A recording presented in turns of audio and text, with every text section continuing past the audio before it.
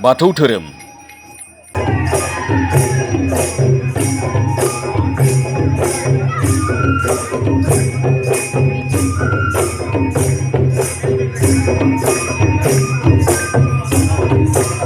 बाथौ धोरोमा जाबाय बर'फोरनि गुदि धोरोम। मिथिस' हायै समनिफ्रायनो बाथौ धोरोमखौ बर'फ्रा फालिबोदों। गोदो गोदायनिफ्रायनो बर'फ्रा बाथौ धोरोमनि आसार खान्थिजों सोलिबोदों।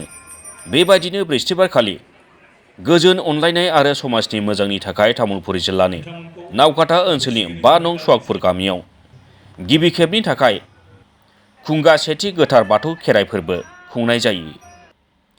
बेखौ फारियै 3 बोसोरसिम खुंनाय जागोन।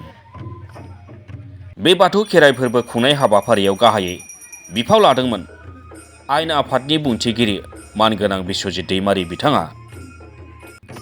फोरबोआव नुजाथिदोंमोन गिबि मन्थ्रि डक्टर हिमन्त बिश्व शर्मा बिथांनि आंगो बिसि रिनिकी भुया शर्मा, इएम रनेन्द्र नार्जारी, रेवरेवा नार्जिहारी, धर्म नारायण दास MCLA, बिजित गोरा नार्जारी, गोबां बाथौ सिबियारि सुबुं, गुबुन गुबुन धोरोमारि सुबुं आरो मानगोनां सुबुंफोरा। बे गोथार बाथौ खेराइ फोरबो खुंनायनि सोमोन्दैयाव आयेन आफादनि बुंथिगिरि बिश्वजित दैमारि बिथाङा ओरैबायदि बुङो। दिनै बेवहाय जोंनि गामियाव गिबि खेब हिसाबै दिनैहाय बाथौ धोरोमनि बा जोंनि बर'नि जितु खेराइ फुजा होनो बेखौ दिनै बेवहाय खालामजेननाय जादों। खेराइखौ बयनिबो सान्थिनि थाखाय, बयनिबो गोजोननि थाखाय आरो बयनिबो जिउआ जाहाथे मोजाङै मोजां आवगायलांनो हायो। जेनेरेलि खेराइखौ गामियाव होयो, गामिनि रायजो राजाफ्रा खायफा खायफा गामियाव, आरो खायफा बेक्तिगत न'आवबो खेराइ फोरबोखौ होयो।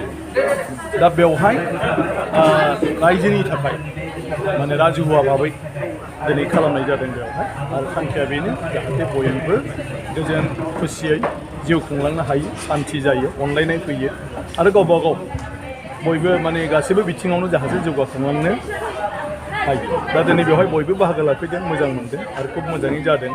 आरो आं सानो बेनो गिबि जे जोंनि बर'फोरनि जिथु खेराइ फुजा बा खेराइनाय बेखौ मोनसे उदां महरै बयनिबो सिगाङाव दिनै बे बयखौबो लानानै रायजो राजाखौ लानानै दिनै बे खेराइखौ खुंनाय जादों। नङाब्ला खेराइया जोंना हराव जायो आरो खेराइया एसे प्राइभेट जायो आरो गामिनि मानसिफ्राल' बेफ्राव बाहागो लायो। नाथाय दिनै बेवहाय गासिबो मानसिफ्रानो बाहागो लाफैदों आरो बेनो गिबि उदां महरै खेराइखौ खुंनाय जादों। बोसोरफ्रोमबो जागोन नामा बेखौ? बोसोरफ्रोमबो जाया। बेवहाय ओरैनो जोंहा मोनसे नियम दं, जों जेखौखि खालामा, जेखौखि फालिया खेबथाम फालिनांगौ। दा ओंखायनो बे खेराइ फोरबोखौ खेबथाम फालिगोन। ओंखायनो आरोबाव फैगौ बोसोर आरो बिनि उननि बोसोर खेबनैबाव बेवहाय बेबायदिनो फालिनाय जागोन। बाथौ धोरोमखौ नागारनानै गुबुन धोरोम लाहैनायनि बिथिङावबो बिथाङा ओरैबायदि फोरमायो।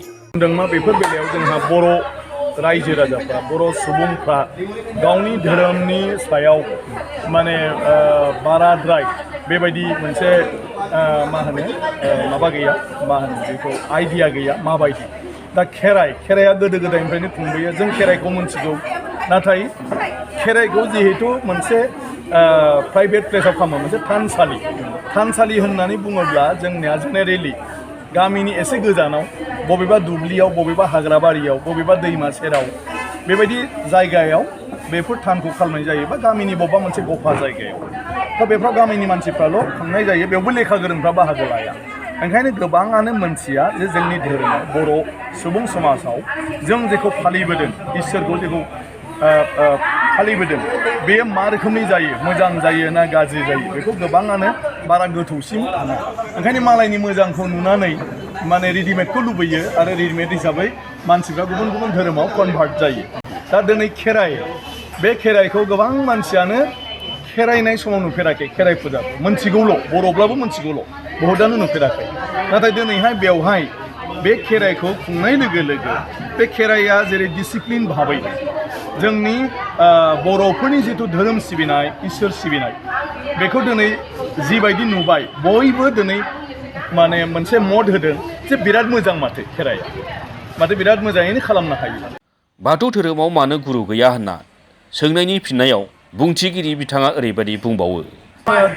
मोनसिं बोराइनि उनाव जोंहा बेबायदि मख'जाथाव गुरु दाबो गैया। मोनसिं सिं बोराया स्वयं आफा बोराइ बाथौआनो मानसि महरै जोंनि गेजेराव फैनायमोन ना बियो गमामायै सासे सुबुं जाय सुबुंखौ आफा बोराइ बाथौआ गियान होदोंमोन बेखौ जों बुंनो हाया। नाथाय जों जुदि गुबुन गुबुन धोरोमनि गुरुफोरजों जुदि रुजुयो जिसु ख्राइस्टनिफ्राय लानानै भगबान बुद्ध बेफोरखौ जुदि जों नायोब्ला बिसोरखौ जुदि जों भगबान आरो भगबानानो बिसोरखौ माने थान्दै महरै दैथायहरदों अबतार होननानै जुदि जों सानोब्ला मोनसिं सिं बोराया बियो बाथौ बोराइनि अबतार मानसि अबतार हिसाबै जों लानो हायो। खारन मोनसिं सिं बोराइनिफ्राय बर'फ्रा बे सुबुं जिउआव बे जिथु मा होनो बिदिखौ आध्यात्मिक लाइनजों इसोर सिबिनाय बे लाइनजों जिथु जों हाबा मावबोदों बेखौ बिनिफ्राय मोनबोदों आरो।